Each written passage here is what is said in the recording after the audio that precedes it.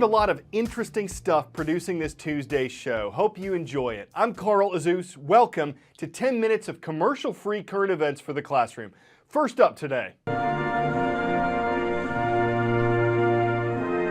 British flag was lowered over Helmand province in Afghanistan this week, a symbol that the UK's combat mission in the country is over. Britain's defense minister says Afghanistan is no longer a safe haven for the Al-Qaeda terrorist group, and that the country now has a chance of a better future. In a recent BBC poll, though, most Britons said the war was not worthwhile for the UK. Afghanistan is still a dangerous place where terrorist and insurgent attacks happen regularly.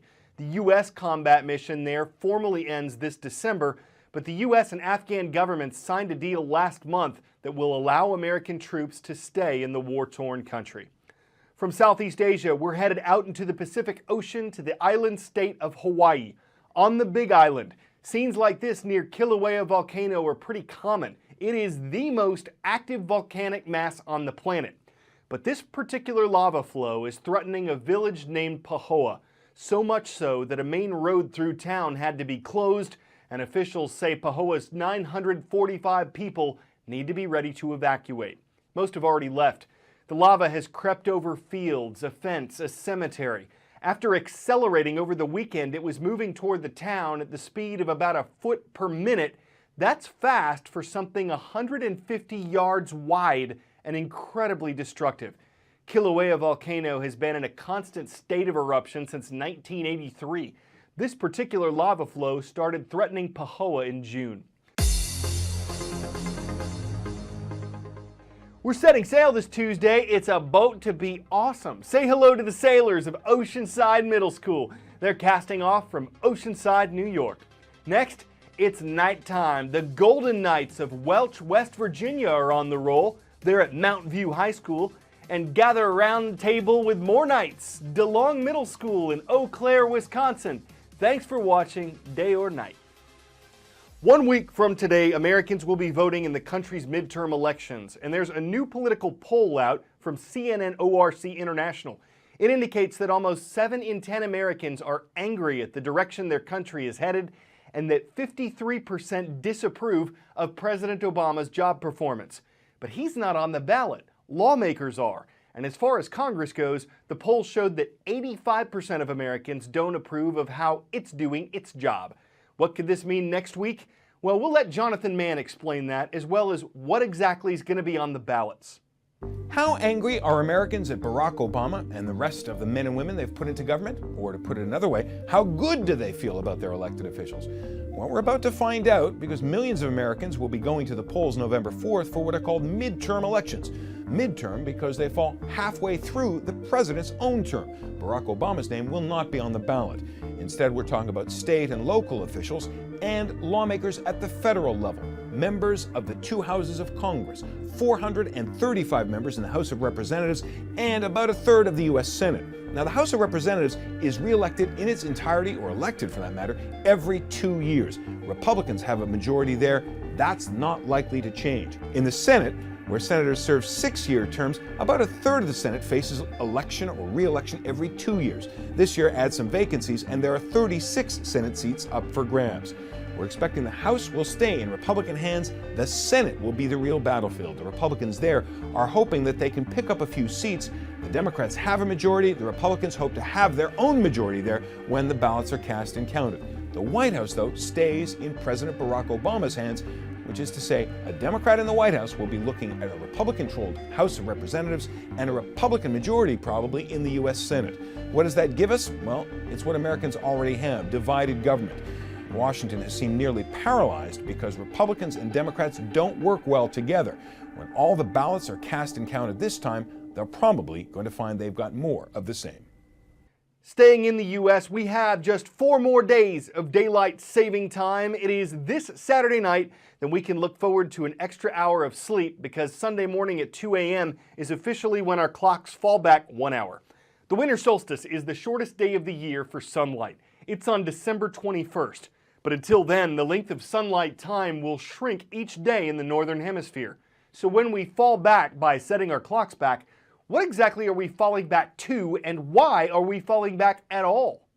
Daylight saving time sounds kind of special. You're not just saving time, you're saving daylight time. But it puzzles the daylights out of some folks why we fall back to standard time. That's what it's called, standard time. We spend 8 months out of the year in daylight saving time, but standard, which is hardly the standard, is still called standard. It's been shrinking since World War I. That's when daylight saving time was first implemented to save energy. The switch made the sunset time later in the day, so people didn't have to turn their lights on as early. But what about winter and the fall back to standard? Well, look at it this way. Most parts of the U.S. only get about 9.5 hours of daylight in wintertime. That's not much. If we didn't set our clocks back in the fall, sunrise wouldn't be until 8:30 a.m. in many places. You'd be starting and ending your day in the dark. Falling back to standard keeps the time of dawn a little closer to what we're used to. It helps us start our day in the light. Plus, there's that whole extra hour of sleep thing, assuming you go to bed on time when we fall back. So less daylight, but more sleep. Unless you happen to live in Arizona or Hawaii. Most parts of Arizona and all of Hawaii don't observe daylight saving time. They don't have to. It's not required by law. The Heisman Trophy. It doesn't just show some generic football player. It shows Ed Smith, who played at NYU and later in the NFL. He was a friend of the sculptor and modeled for free. So why is it called the Heisman Trophy and not the Smith Trophy? Well, it was created for New York's downtown athletic club, and the athletic director of that club was Coach John Heisman. Oh, that's random. Magic Leap is the name of a startup company. It looks like it's building a sort of virtual reality interface, but not the kind with the big headset that tends to make users sick. 2 reasons why Magic Leap's in the news. 1, investors are so impressed that they've contributed hundreds of millions in funding. 2, it's mysterious. It's currently in stealth mode, when a company keeps its products secret from the public so no one else can steal the idea. A 15-second clip of a floating baby elephant has made the internet lose its mind. A mysterious Florida-based company called Magic Leap is behind the dazzling display, and it's a technology they're calling cinematic reality. It seems to be a mixture between augmented reality and virtual reality on steroids. Whatever it is, it's freaking cool, and apparently worth a lot of money. The biggest name in virtual reality right now is Oculus VR, which Facebook recently bought for $2 billion. Now, Magic Leap says that their technology could potentially blow Oculus out of the water. Operating in stealth mode, Magic Leap just had one of the most successful second rounds in history, raising $542 million. The lead investor is none other than Google. But everyone is asking, what is it? Here's what we do know. Magic Leap uses digitized light fields to overlay 3D images onto the real world. It's not virtual reality, which totally submerses the viewer in a completely artificial environment. Instead, it's a mixture of real and artificial. It sounds similar to augmented reality, which is something that already exists on your smartphone, but early users claim it's way better. Lots of questions remain surrounding Magic Leap, the biggest being, will this stealth company actually deliver in reality? No baby elephant yet.